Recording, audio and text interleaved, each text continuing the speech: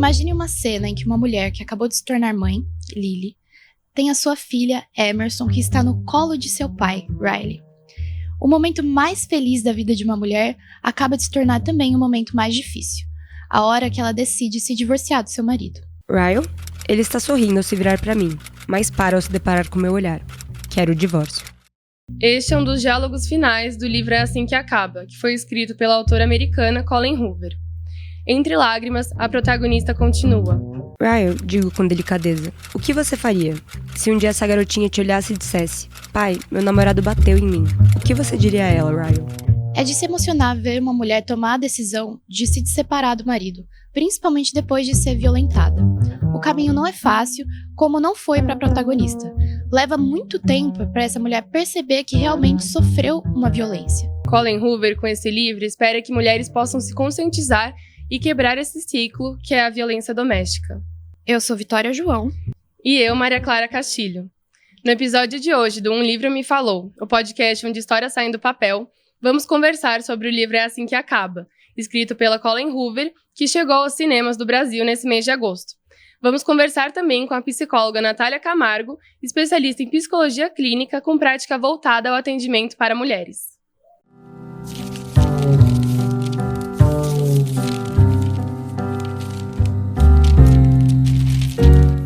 O livro começa com a protagonista Lily admirando a vista da cidade de Boston de uma sacada.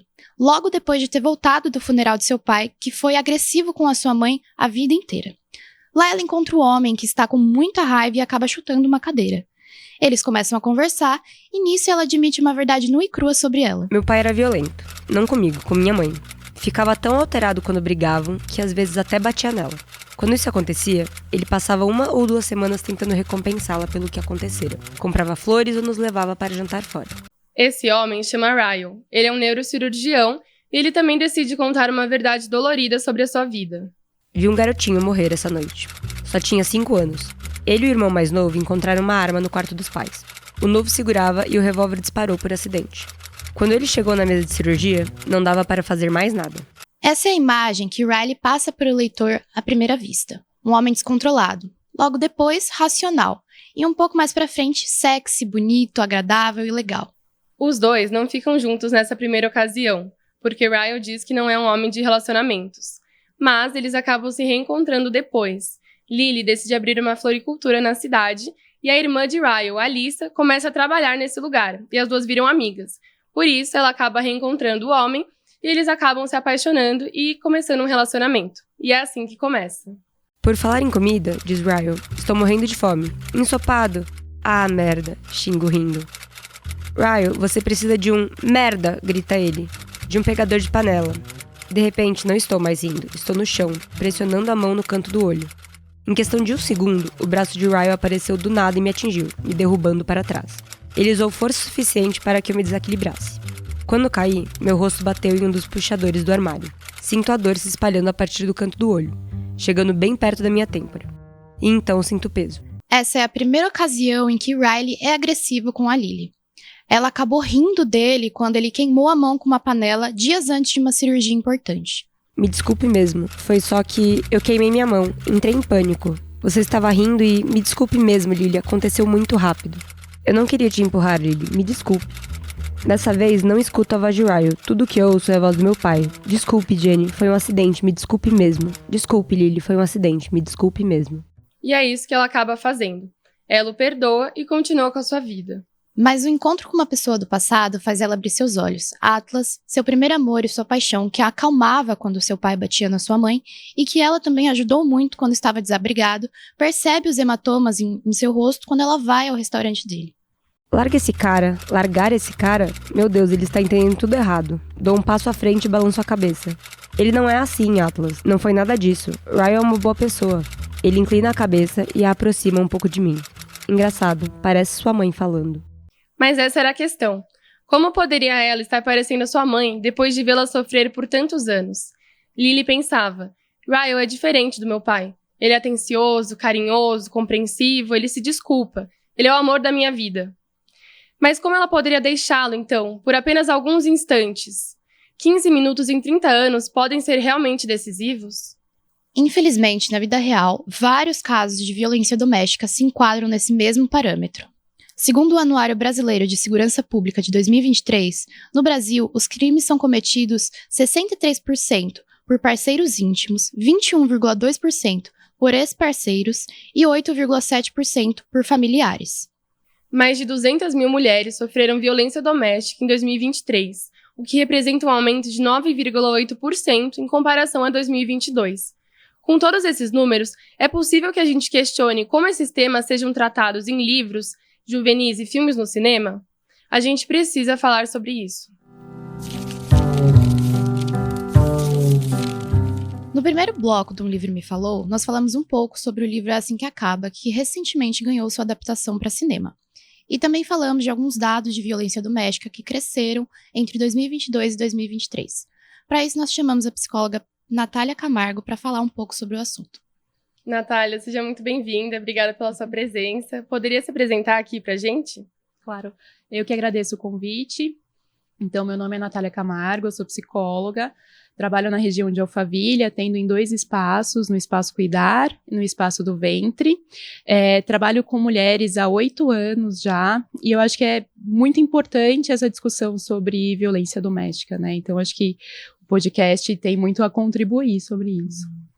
E a gente queria te perguntar, você conhece o livro É Assim Que Acaba? Conheço. Sim. E a gente queria entender, assim, como que a Lily, que é a personagem principal, ela é filha de uma mulher que já passou por violência doméstica, e a Lily, ela nega pra si mesma que vive isso, né? Por que isso acontece? Isso é muito comum, né? Eu acho que a violência doméstica, ela traz com ela muita vergonha, né? E tem também a coisa de você não entender que está passando por isso por um bom tempo. Então, no livro, a gente tem vários momentos em que ela tenta justificar a agressão do marido. Então, é porque ele passou por muitos problemas na infância. Isso é muito real, a gente vê muito na prática clínica mesmo, né? E mesmo que alguém chegasse para ela e falasse, Lily, você sofre violência doméstica, ela não conseguiria enxergar, porque é uma defesa mesmo, uma defesa psíquica, sabe? A gente vê também, né, que a Lily, ela é uma mulher branca, de classe alta, só que essa realidade de mulheres que sofrem violência doméstica, principalmente no nosso país, é um pouco diferente. Geralmente são mulheres vítimas que são negras e têm idade entre 18 e 44 anos, uma classe social um pouco mais baixa. Que a gente pode falar sobre esse perfil? Por que isso acontece mais com essas mulheres e não tanto com mulheres de classe alta? Eu acho que tem a questão da classe social, sim, mas eu acho que a violência doméstica, ela não tem classe. Eu acho que em alguns momentos isso é maquiado, né? Então você pega, é como o pai da Lily também, ele tem uma carreira, então aquilo tem que ficar por baixo dos panos, né? A gente vê muito isso acontecendo. Então você vê casos de juízes, de médicos que aparecem depois de anos, porque fica um pouco maquiado. Eu acho que no resto da população, numa classe mais baixa, isso é mais evidente porque todo mundo mora muito perto, a gente tem uma população que está sempre de olho no outro, né? Então, se você pega uma comunidade onde todo mundo mora junto, é mais fácil de você conseguir denunciar a violência. Então, esses índices sobem.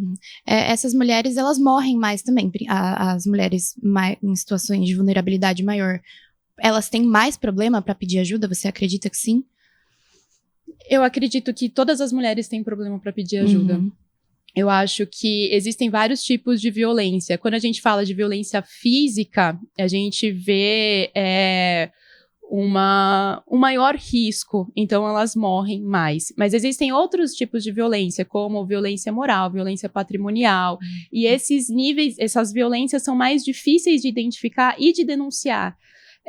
Mas a violência física talvez aconteça com a população de baixa renda, porque existe um nível de instrução diferente, né? Então, você tem ali uma população que teve menos acesso à educação e que fica um pouco mais aflorada a coisa física mesmo, sabe?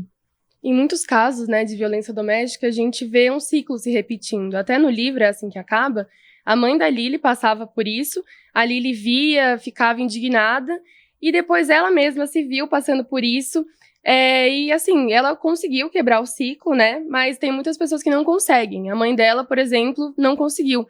Então, como que isso acontece? Assim, como que uma mulher pode quebrar esse ciclo de violência? Nossa, é muito difícil, porque o ciclo da violência tem as 3 fases, né? Então, a primeira fase é o aumento da tensão. Você tem ali um homem, um marido, enfim, um pai, não é só relacional, né? Em relacionamentos amorosos, que começa a ficar irritado por pouca coisa. Então, essa é a fase da tensão. A segunda fase é a fase da violência em si. Então, é a agressão física, é a violência sexual, é a violência moral, enfim. E o terceiro ciclo, a terceira fase do ciclo é a parte da lua de mel, que é aí que dificulta, né? Porque você tem uma pessoa que aparenta estar mudada. Então, aparece muito isso no livro, né? Então, o Ryle, ele chega e faz um café da cama para ela, ou quando ela tá grávida, ele chega e monta o berço e participa ali de todas as fases boas, né? A parte boa. E aí a mulher começa a pensar, poxa, será que ele é realmente ruim? Será que ele não consegue mudar? Se ele tá fazendo isso por um tempo, como que ele não consegue manter isso para sempre, né? A gente se ama.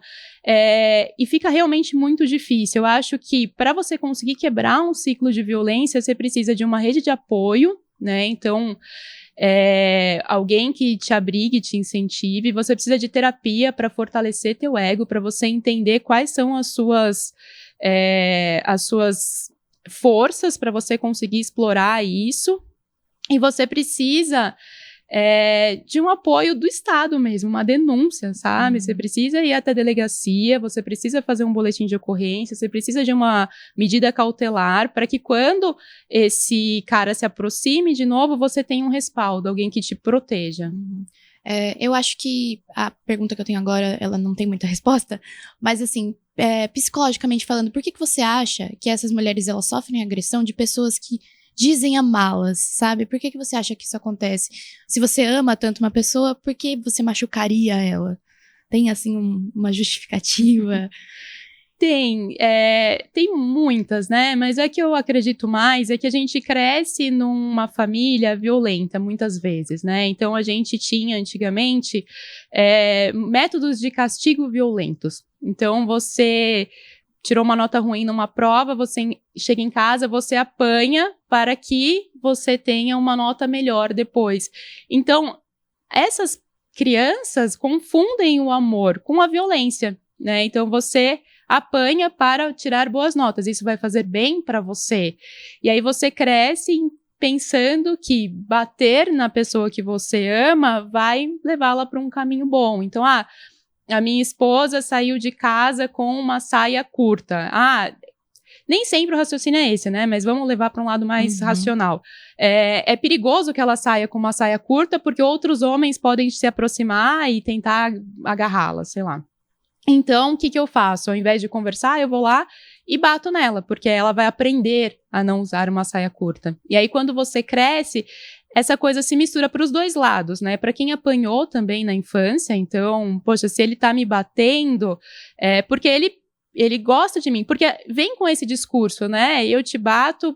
No caso do livro, não. Eles mudaram um pouco, mas geralmente vem com esse discurso. Eu te bato pro teu bem, eu te bato para que você se sinta segura, eu te bato para que você não faça coisas ruins com você mesma. Então fica tudo muito confuso, sabe? Sim, deve ser uma confusão, né, na cabeça das pessoas, assim, muitas crianças apanham, né, quando crianças, dos pais que dizem amá-las, né? E aí você é adulta, alguém te agride, aí você fala, não, mas essa pessoa me ama. Exato, né? Então ela tá fazendo isso porque me ama. Exato, é muito complicado. E já falando assim, e quando a mulher, né, decide denunciar, quando ela vai na delegacia da mulher, abre algum BO, uma ocorrência, como que é o amparo, assim, psicológico? Existe isso nas delegacias para ajudar de alguma forma psicológica as mulheres? Depende muito da região. eu fiz faculdade em Assis. E lá a gente tinha a delegacia da mulher que realmente prestava esse papel de suporte. Então, você chegava para fazer uma denúncia, você conversava com o delegado, você conversava com os funcionários, e eles chegavam com acolhimento, e eles sempre falavam no final, olha, não pode voltar atrás, né? A gente tem que levar isso para frente. Em algumas regiões você tem esse amparo, em outras, infelizmente, não. Mas a luta é para que todo lugar que você chegue tenha alguém para te acolher, porque a violência doméstica precisa parar em algum lugar, né? Eu acho que, ultimamente, a gente tem tido um avanço. Eu conheci algumas mulheres que sofreram violência há um tempo atrás e chegavam em delegacias, acho que não tinha delegacia da mulher ainda, e o pessoal que acolhia ela ali falava, bom, é melhor você voltar para casa, porque uma mãe solteira, uma mulher desquitada, não tem muito futuro. Hoje em dia, a gente tem ainda um avanço, você chega, consegue fazer um boletim de ocorrência, existem alguns lugares, eu sei que em Santana de Parnaíba tem a Delegacia da Mulher, e no espaço da Delegacia da Mulher tem um centro de acolhimento para a mulher. Então, se você sofre violência doméstica e você está em risco de vida, você chega até lá, abre o boletim de ocorrência, eles fazem todo o trâmite necessário, né? Então, se for um caso criminal mesmo, eles abrem o boletim de ocorrência e acompanham todo o processo.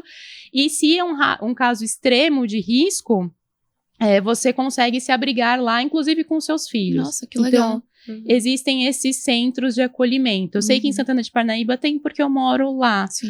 Em São Paulo, se a gente pesquisar, deve ter também esses lugares. Mas o ideal é você encontrar essas ONGs que fazem um intermédio, sabe? No caso de Santana, é um prédio público mesmo.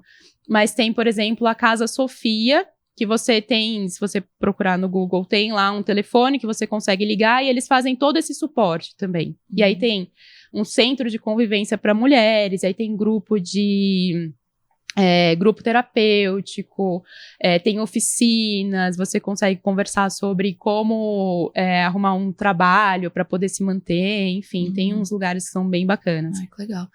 E qual que você acha que é o papel da família, assim, da família e dos amigos? Porque no livro a gente vê que o Atlas, ele, sendo amigo dela, sendo o que ele é, ele tenta, né, ajudar ela, mostrar pra ela, mas ela não consegue enxergar. E também tem o lado da irmã do Riley, que ela sabe, né, essa questão dele, que ele é uma pessoa violenta. E você acha que ela poderia ter feito mais? Ou você acha que na vida real mesmo as pessoas podem fazer mais por pessoas que sofrem violência doméstica? Porque tem aquele famoso, em briga de marido e mulher não se mete a colher. Até que ponto, né? Até que ponto que você deve interferir ou não? Sim. A violência doméstica, se você for pegar a definição, a omissão também é uma violência, né? Quando você se omite ali, você tá coagindo com aquela violência. Então, o ideal é que você interfira. Mas, na prática, é um pouco mais complicado, é complexo. Ali no livro, a gente vê a irmã dele, que na vida real é muito diferente, né? Geralmente, a família tenta esconder essa violência toda, a família do cara tenta esconder toda essa violência e passa por cima. Eu acho que essa relação entre as duas ficou um pouco romantizada, sabe? O que a gente vê na prática é a família tomando o lado do marido, então, poxa, mas ninguém mandou ela também dar risada quando ele tava queimando a mão. Ou, ninguém mandou, você viu como ela foi lá conversar com um cara que ela era apaixonada? Isso não se faz, não é de mulher direita, né? Pra gente falar uma linguagem mais ok. Mas quem vai dar apoio mesmo, eu acho que tem que ter muita paciência, porque é isso, a gente que acompanha a violência doméstica se sente um pouco impotente. A gente fala, bom, né, como que você passou por isso e não vai fazer um boletim de ocorrência, não vai tomar uma atitude? E a pessoa, ela fica dividida ali, porque, poxa, é o cara que ela ama, e teoricamente, na cabeça dela, também a ama. Então, a gente tem que fazer esse papel de vez em quando, falar, olha, o que você acha que aconteceu, né? Você acha que é assim mesmo? Você acha que vale a pena? E abrindo para o diálogo, que eu acho que é um pouco o que o Atlas fez. Ele deixou o cartãozinho dele lá falou, ó, se você precisar de mim, você me liga. Ele não se meteu, ele não pegou ela e foi levar para fazer um boletim de ocorrência. E quando ela estava pronta, ela chegou e procurou ele e ele estava lá. Então, nesse momento, ele levou ela no hospital, ele não insistiu, porque também não adianta, né? As mulheres... É tudo uma questão de preparação, né? Não adianta você forçar a pessoa a algo. Sim. Porque é muito comum, as mulheres fazem a denúncia no momento, na fase 2 ali, né, do ciclo. Então, no momento da violência, elas fazem a denúncia. Quando começa a lua de mel, elas retiram, elas falam, não quero continuar com esse processo, porque ele tá diferente, porque ele parou de beber, porque, enfim... então a gente tem que ter muita paciência e ir com muito jeitinho. Sim, e você como psicóloga, assim, se você atender, não sei se você já atendeu alguma mulher que passou ou passa por violência doméstica, como que você faria, assim, você faz alguma recomendação ou você realmente deixa esse espaço aberto para discussão? Como que funciona? Nossa, é bem complexo. Porque como terapeuta, eu tenho que entender até onde eu posso ir. Se uma mulher sofre violência e ela confia em mim enquanto terapeuta, e eu chego e deixo isso muito claro, eu falo, ó, você sofreu uma violência doméstica, vamos ver o que a gente faz, essa pessoa vai embora, não volta mais. Então a gente tem que ir com essa calma, com esse cuidado, entendendo até onde a gente consegue ir, e pensando também que essa mulher precisa fortalecer o ego dela. Né? Então ela precisa entender que ela tem força para sair desse ciclo. E é um processo, né? Leva, às vezes, anos até a pessoa conseguir ter força para entender que ela consegue se viver sozinha. Porque a violência faz isso, né? No livro, a mãe dela fala que cada vez que ela apanhava, o limite dela mudava. E eu achei isso muito real, né? Então, porque a violência, ela acaba com a autoestima da mulher. Sim. Então, toda vez que essa mulher não consegue se defender, ela se sente mais frágil, ela se sente pior, ela acha que ela depende do marido. A maior parte das violências vem acompanhada de uma violência moral também, e psicológica. Se você for embora, você não vai conseguir nada. Quem te sustenta sou eu, todo o teu dinheiro é meu, sabe? E isso vai fazendo com que a mulher fique com medo de sair. Sim, E em relação ao filme, né? Você acredita que as cenas, o comportamento dela tenha sido retratado de uma maneira correta? Porque você acha que ela tentou mascarar a violência? Não o filme, mas a vítima. Ela tenta mascarar a violência para ela mesma acreditar que ela não está sendo violentada? Por que isso acontece? Por que ela fala, não, eu não tô apanhando em casa? Porque é muito difícil você sair... Primeiro, é muito difícil você aceitar a violência, né? É uma coisa que causa uma revolta, né? Você vê muito sentimento de tristeza, vem uma depressão, vem vergonha, vem revolta, e vem a dificuldade de sair. No livro a gente vê, eu achei isso muito, muito real. A gente vê ela falando que é muito mais fácil você passar por algumas coisas do que sair disso. Porque você ama a pessoa, né? Você constrói uma vida ali com aquela pessoa. Então, ali, eles tinham um apartamento juntos, eles tinham um filho para vir, eles tinham toda uma vida. Quando ela decide quebrar esse ciclo e sair, ela tá grávida. Sim. E aí você pensar que a maioria das mulheres ou das pessoas idealiza a gestação desde sempre, né? Então, quando eu engravidar, vai ter o meu marido, a gente vai montar o quarto juntos. E viver isso tudo sozinha é muito difícil, né? Então, eu acho que tem essa tentativa de negar que aquilo tá acontecendo pela dificuldade que é sair mesmo. E eu acho também que muito da decisão dela, na verdade eu acho que totalmente a decisão dela de realmente deixar ele, foi pela filha dela. Sim. Porque eu acho que ela não queria que a filha dela passasse o que ela passou com a mãe dela. E pra gente ver onde chegou, ela viu a mãe dela fazendo aquilo, acho que talvez ela não quisesse que a filha dela visse e passasse pela mesma situação mais uma vez, tornasse um ciclo vicioso que nunca acaba. Exato, foi aí que ela quebrou o ciclo, né? Que começou com a mãe dela, depois ela e quebrou antes da filha, né? Não, minha filha não. Sim. Exato. E assim, no filme a gente até vê que as cenas de violência, a gente não tem certeza se ele realmente bateu, porque eu acredito que eles quiseram mostrar assim como se fosse a visão dela, né? Então ela fala, será que ele me empurrou mesmo? Né? Será que ele me bateu? E aí depois a gente vê que realmente, sim, ele bateu. Né? Ele agrediu ela, mas na cabeça dela deve ser uma confusão, né? Assim, essas mulheres acabam tendo confusão, né? Sim, sim. E eu acho que ali, no livro, quando ela cai da escada, ele ainda tenta falar que ela só caiu, né? É verdade. E isso é uma violência psicológica. Você fazer a pessoa achar que tá ficando louca. Então, pô, foi você que caiu, não foi eu que te empurrei. E isso acontece muito, muito. Ou aquela coisa assim, eu te bati, mas foi porque você me provocou. Você pediu, ou né? Você mereceu. E aí fica difícil entender, poxa, é claro que a gente que tá de fora sabe que nenhum ser humano merece apanhar, né? Mas quem tá de dentro ali daquele ciclo, olha e fala, poxa, mas talvez se eu não tivesse, sei lá, rido quando ele queimou a mão, ele não tivesse me batido, talvez eu tenha provocado mesmo. Então é muito confuso, assim, é difícil mesmo.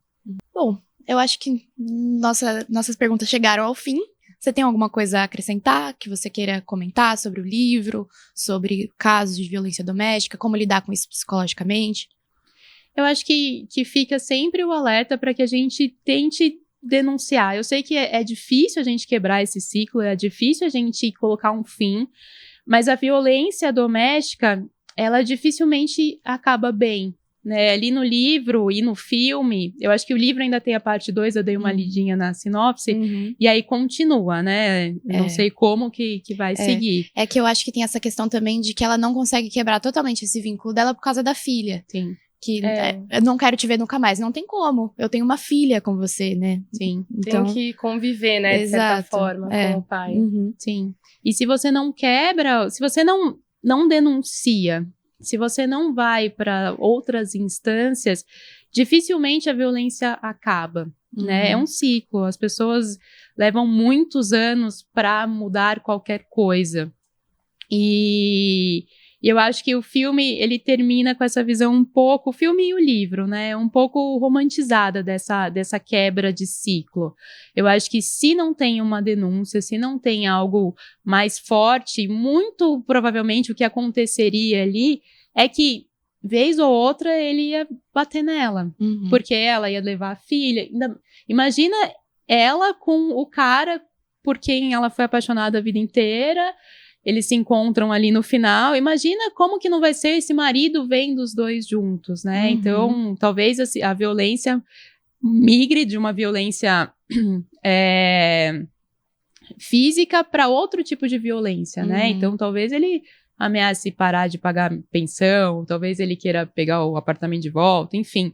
Mas a violência, ela vai se seguindo até que ou você denuncie ou alguma coisa trágica aconteça, sabe? Tem até um trecho, agora eu não lembro se é do primeiro ou do segundo livro, que ela tá com o Atlas, eu acredito que eles já estejam divorciados, eu acho que é do segundo, então. E ele chega na casa dela e fala, o que ele tá fazendo aqui, sabe? Tipo, como assim que ele tá fazendo aqui? Meio que ameaçando, sabe? Já ameaçando bater nela. E aí ela vira e fala, eu não devo satisfação pra você, sabe? Foi, eu acho que um momento muito crucial pra ela, sabe? Entender que ela não deve mais nada pra ele. Então, acho isso importante, realmente. É um ciclo que tem que ser encerrado. Sim. Com certeza, a mulher se impor, né? Porque se não colocar limites, né? Às vezes até colocando limites, a pessoa continua, né? Exato. Sim. E eu acho que por isso a importância de fazer um boletim de ocorrência mesmo, sabe? Porque sozinha é muito difícil. A gente vê essa violência chegando a pontos extremos, né? Então, recentemente a gente viu alguns casos na mídia em que não ia parar se não fosse a público, por exemplo, né? Então, a gente precisa, infelizmente, a gente ainda precisa dessa proteção do Estado mesmo, né? Alguma medida cautelar, alguma coisa que fale, ó, se você não parar, você vai ser preso, porque a violência vai seguindo. Sim. Então é isso, Natália. Muito obrigada por aceitar o nosso convite, pela conversa. Foi ótimo. muito bom mesmo. Eu espero que você tenha gostado também. Você é sempre muito bem-vinda no nosso programa. Obrigada. Eu vou voltar mais. Hein? Eu Com gostei. certeza. Que bom, obrigada pelas reflexões. É um tema muito importante, né? Acho que a gente tem Com que sempre certeza, discutir tem que ser isso. sempre debatido. Obrigada. Obrigada, gente. Por fim, Lily cria coragem e fala tudo ao seu marido. O que você faria se um dia essa garotinha te olhasse e dissesse: pai, meu namorado bateu em mim. O que você diria a ela, Ryle? E se ela chegasse e te dissesse: pai, meu marido me empurrou pela escada. Ele disse que foi um acidente. O que devo fazer? Seus ombros começam a tremer e pela primeira vez desde o dia que eu o conheci, ele está chorando. Lágrimas de verdade escorrem pelo seu rosto enquanto ele abraça a filha com força. Também estou chorando, mas continuo, pelo bem dela. E se ela chegasse pra você e dissesse: meu marido tentou me estuprar, pai. Ficou me segurando enquanto eu implorava para ele parar. Mas ele jurou que isso nunca mais vai se repetir. O que devo fazer, pai? Ele beija a testa da filha sem parar, deixando as lágrimas caírem em seu rosto. O que você diria a ela, Ryle? Me diga. Preciso saber o que você diria para nossa filha se o homem que a amasse de todo o coração a machucasse. Um soluço irrompe de seu peito. Ele se inclina em minha direção e envolve em um abraço. Eu imploraria para que ela o largasse. Eu diria que ela merece muito mais do que isso. E imploraria para que ela não voltasse para ele, por mais que o amasse. Ela merece muito mais. E o nosso segundo episódio chegou ao fim. Esse é o podcast Um Livro Me Falou, um projeto Pod Casper da Faculdade Casper Libero. Esse podcast tem produção de Luísa Monte, Luísa Pojar, Maria Clara Castilho e Vitória João. A apresentação é de Vitória João e Maria Clara Castilho. As vozes adicionais que vocês ouviram são de Luísa Pojar. A sonoplastia é de Agnoel Santiago e a edição de imagem é de Nilson Almeida. O episódio entrevistou Natália Camargo. Muito obrigada por assistir até aqui e nos vemos no próximo episódio.